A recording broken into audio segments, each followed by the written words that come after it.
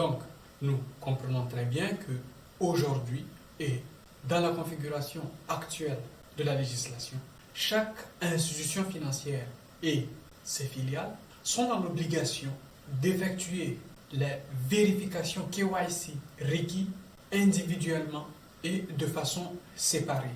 Prenons l'exemple d'une banque.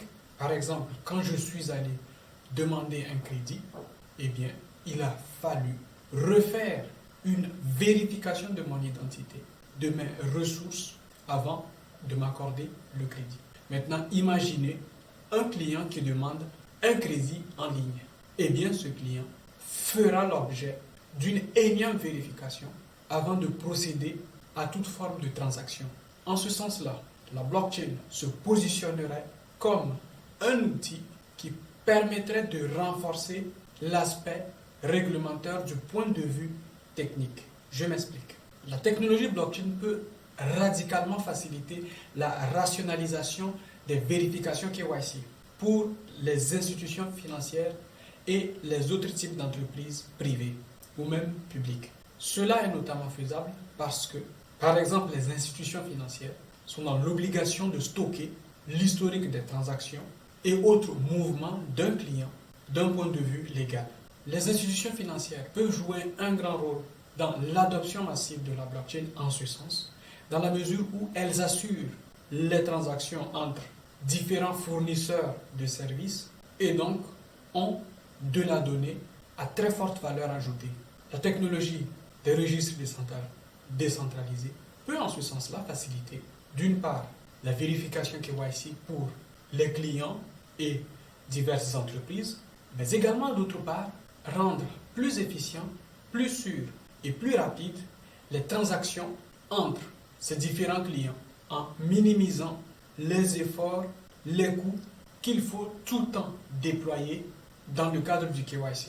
On pourrait par exemple voir apparaître une blockchain de la Société Générale et cette blockchain permettrait à tous les clients de la Société Générale de collecter directement et stocker des informations dans cette blockchain, ça c'est un.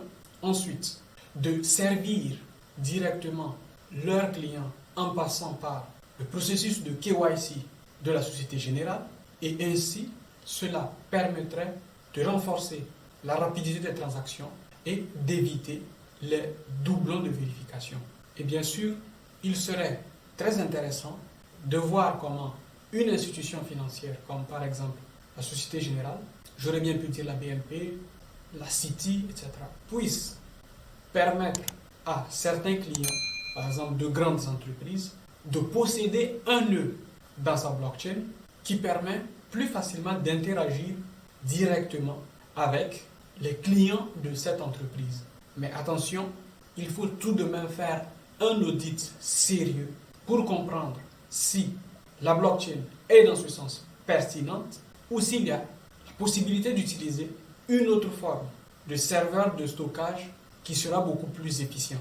Une idée qui me vient en tête, c'est que les États, chaque État, pourrait mettre en place sa blockchain, comme cela se fait déjà en Chine, une blockchain qui permet d'enregistrer ou plutôt de créer une identité, donc un passeport numérique, donc un KYC, passeport numérique qui pourra être utilisé par différents acteurs du secteur privé et public. Par exemple, pour les institutions financières, ça va être un KYC. Pour les institutions publiques, par exemple la mairie, ça va être simplement un passeport. Et cet état pourrait ensuite permettre à toutes les entreprises qui ont besoin de tout temps authentifier ou vérifier l'identité de leurs clients ou clientes, d'avoir un nœud ou de partager un nœud. Ça, c'est un des moments importants.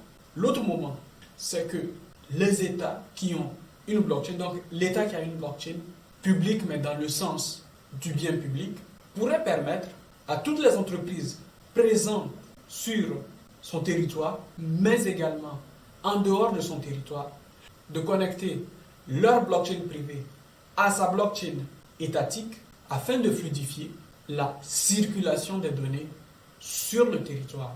Notez très bien que jusqu'à maintenant, j'insiste beaucoup plus sur des blockchains privées et pas des blockchains publiques dans le sens de Bitcoin ou Ethereum. Parce que souvenez-vous très bien, le but de Ethereum, de Bitcoin, c'est de se passer au maximum de l'intermédiaire. Donc, l'État est un intermédiaire, une institution financière est un intermédiaire, un acteur privé peut être un intermédiaire, et donc, il ne pourrait pas y avoir de conformité par la blockchain en rapport avec la législation KYC. Et par blockchain, je veux dire la blockchain publique, Ethereum ou Bitcoin. Maintenant, d'un point de vue du client, eh bien, le client ne remarquerait même pas qu'entre les différentes institutions, les différents acteurs publics et privés, il y a eu un échange de la vérification, lié à la vérification de son identité, notamment parce que ce KYC, ou bien cette vérification, peut être faite une seule fois, par exemple par l'État, et tout simplement là où le client, là où le citoyen serait dans la nécessité d'intervenir au niveau de la vérification, d'intervenir au niveau du KYC, c'est lorsque une entreprise, un acteur public ou privé, lui demanderait son autorisation pour avoir accès à son identité et à certaines informations. Donc, cela veut dire qu'il pourrait y avoir plusieurs compartiments de l'identité. Par exemple, je peux autoriser Google à avoir mon nom et prénom, mais je refuse de partager ma localisation, mon adresse, etc., etc. Donc, petit à petit, vous vous rendez compte avec moi que nous nous dirigeons vers une responsabilité personnelle, d'une part conséquente, des données que le citoyen, que le client fournit quotidiennement.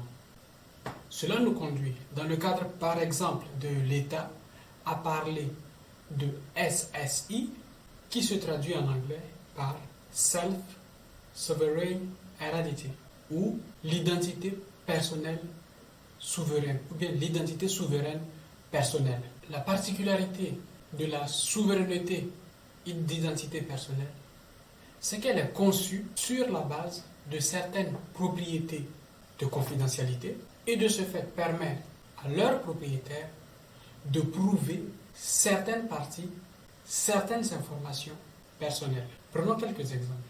Dans le monde physique, lorsque vous arrivez à un poste de contrôle ou lorsque vous êtes abordé par un agent de sécurité publique, par exemple un policier, lorsque ce policier vous demande votre carte d'identité, vous pouvez choisir de lui donner des informations sélectionnées et bien précises sans vous étendre sur toute votre vie personnelle. En d'autres mots, vous êtes responsable de ce que vous dites à l'agent. Dans le cas également de la SSI, donc de la souveraineté d'identité personnelle, la conception voudrait que le propriétaire soit responsable des informations qu'il ou elle décide de divulguer à un client, à un fournisseur, à une banque, à l'État, etc.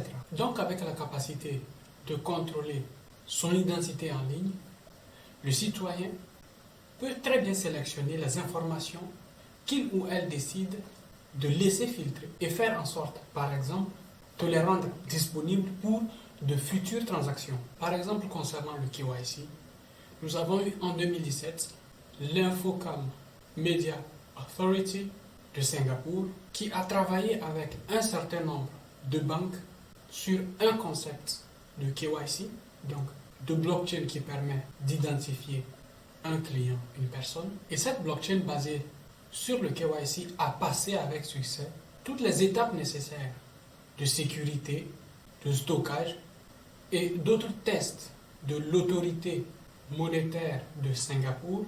Et cette solution montrait bien que malgré l'abondance de données, eh bien, cette blockchain fonctionnait correctement et permettait une vérification tout en assurant l'inviolabilité et la confidentialité des informations. L'autre aspect positif qui a été remarqué, c'est que on a pu voir des économies d'échelle, donc notamment des banques, passant parfois de 25 à 50% pour tout ce qui concerne la vérification d'identité KYC.